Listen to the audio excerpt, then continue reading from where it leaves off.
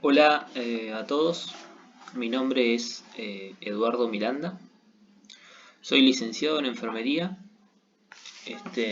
y bueno, trabajo para la Cátedra de Adultos y Ancianos desde hace unos cuantos años. Habitualmente me van a ver en las prácticas, ¿sí? Yo soy el docente de práctica del Hospital de Cipolletti, así que es muy probable que nos vayamos a ver en esa época, en la época de las prácticas. Este, como referencias, digamos. Trabajé 6 años en la guardia de emergencia del hospital de Cipolletti, otro par de años en atención primaria y unos 10 años más en terapia intensiva. Así que tengo una amplia experiencia en esto que vamos a charlar hoy. Nos toca tocar algunos temas de la unidad 4 y para empezar con eso, después de la clase de valoración de todo lo que es el sistema cardiovascular, que ya les debe haber dado Susana, vamos a empezar con la valoración y tratamiento de las arritmias. Como ya les sonará, una arritmia se refiere al ritmo del corazón. Para poder empezar a hablar de esto, obviamente ustedes tienen que empezar a acordarse de lo que vieron en morfofisiología, tanto de la función y la fisiología del corazón, como el sistema de conducción eléctrica del corazón. Como anécdota, siempre que empiezo este tipo de clases, yo siempre les cuento que en mi época de guardia de emergencias fue en la época que yo más me entrené en este tipo de cosas. Y es algo que yo utilicé en el resto de mi carrera. Es muy usado este conocimiento en terapia intensiva, por ejemplo, donde tenemos que estar monitorizando al paciente y viendo continuamente una onda de electrocardiograma. Por lo que el electrocardiograma pasa a ser fundamental para observación y para que nos llame la atención, sobre todo para que el paciente sea evaluado lo antes posible, por cuestiones que a veces pueden poner en riesgo la vida del paciente. En mi época de guardia de emergencias no se hacían los electrocardiogramas. Los enfermeros del servicio no hacían los electrocardiogramas porque había una figura que no existe en todos los hospitales, aunque en ese momento sí en el hospital de Cipolletti, que era el técnico en electrocardiograma. Y la fundamentación de los enfermeros en ese momento para no hacer electrocardiograma era que ellos no hacían diagnósticos médicos, por lo que no necesitaban hacer un electrocardiograma. Bueno, obviamente yo en ese momento no estaba de acuerdo porque en adulto y anciano justamente yo había visto algo de electrocardiograma y capacitándome para estar en emergencias era siempre un capítulo obligado de cualquier libro de emergencias, sea para enfermería o sea para médico, porque hay cuestiones que son visuales de la monitorización del paciente, de la monitorización cardíaca del paciente, que a uno le tiene que llamar la atención, independientemente de que haga o no haga un diagnóstico médico. Cuando estén en las prácticas conmigo, por ejemplo, el diagnóstico médico no es algo que me parezca que no tengan que hacer. Si saben hacerlo y están seguros de lo que hacen, no tengo problemas con que lo hagan. Pero hay cuestiones que son gráficas, sobre todo hablando de electrocardiograma, que tienen mucho que ver con el cuidar al paciente. Eso sí, es específico nuestro. El cuidado es específico nuestro. Y el cuidado en emergencias y en terapia intensiva, o ya sea en la internación, porque tuve que hacerle un electrocardiograma a mi paciente por alguna indicación médica o porque y va a pasar a quirófano, si yo sé interpretar que este paciente tiene algo que no está normal en el electrocardiograma, puedo acelerar la atención del paciente y de esa manera evitar que surjan algunas complicaciones que pueden llevarse consigo la vida del paciente. Como norma general, nosotros voy a tratar de... Esta es una clase de alrededor de 2 horas que las vamos a dividir en 4 videos de 15 minutos.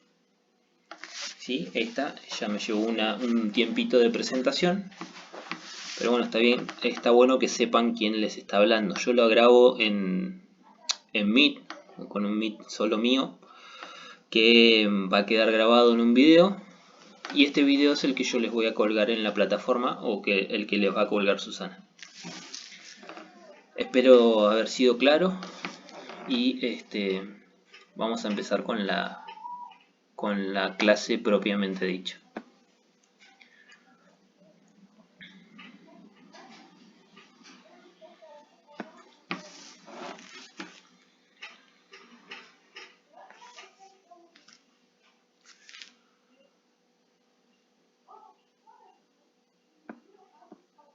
Para empezar a hablar de electrocardiograma, inevitablemente tengo que hablar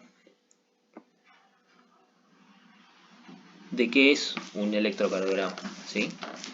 Pero antes de eso, me gustaría mostrarles lo que van a encontrar, por ejemplo, en el capítulo del Brunner de todo esto, de arritmias. Que el Brunner normalmente empieza con algo que es bastante didáctico, que es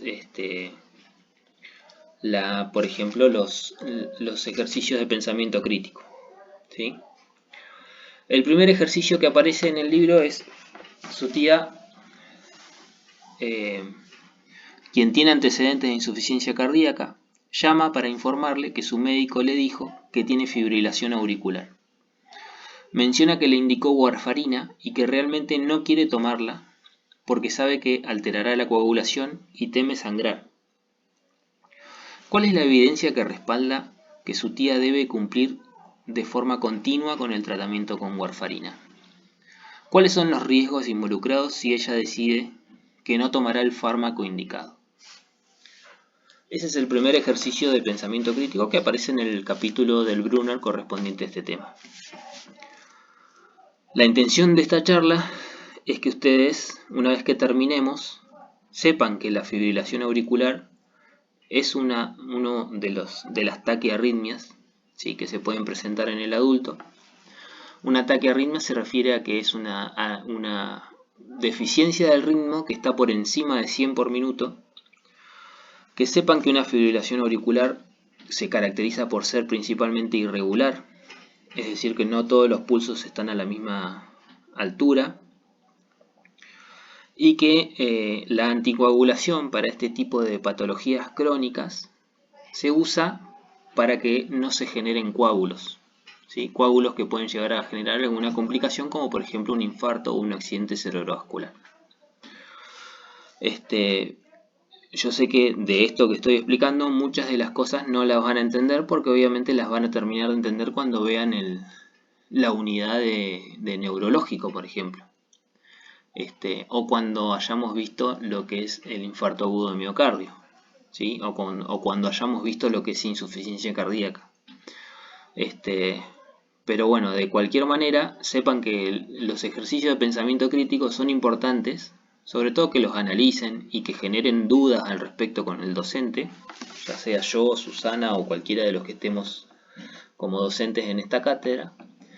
Son una gran fuente de preguntas que son dudas muy válidas, porque obviamente ustedes nunca atendieron a un paciente así, con estas complicaciones. Pero sepan que este tipo de ejercicios son disparadores de preguntas que a veces a ustedes les van a hacer que hagan la relación entre lo que están leyendo y lo que van a terminar viendo con el paciente. El segundo dice: usted responde a la alarma de un paciente en una unidad médico-quirúrgica donde trabaja. El paciente se queja de un inicio repentino de palpitaciones y mareos. Al revisar el monitor cardíaco, usted observa que el paciente presenta un aleteo auricular de reciente comienzo con una frecuencia cardíaca de 140 por minuto. Antes de contactar con el médico, ¿qué otra información debe obtener? ¿Qué intervenciones debe anticipar? Después de ver la clase de hoy, o la clase que van a terminar después de ver todos los videos, ustedes ya, cuando estén leyendo este caso, ya van a estar pensando en lo que se llama taquicardia paroxística supraventricular y pensando sobre todo en un tratamiento que no requiere de medicamentos, como por ejemplo hacer maniobras vagales en el paciente. Vamos a ahondar en el tema en breve, ¿sí? Pero bueno, sepan que los ejercicios de pensamiento críticos suelen ser bastante productivos con respecto a las dudas, ¿sí? Traten de sacar dudas, léanlos, no se los pasen de largo. A veces se los pasan porque básicamente no están hablando de las patologías o de la fisiopatología que están estudiando, pero a veces son una fuente importante del aprendizaje, sobre todo.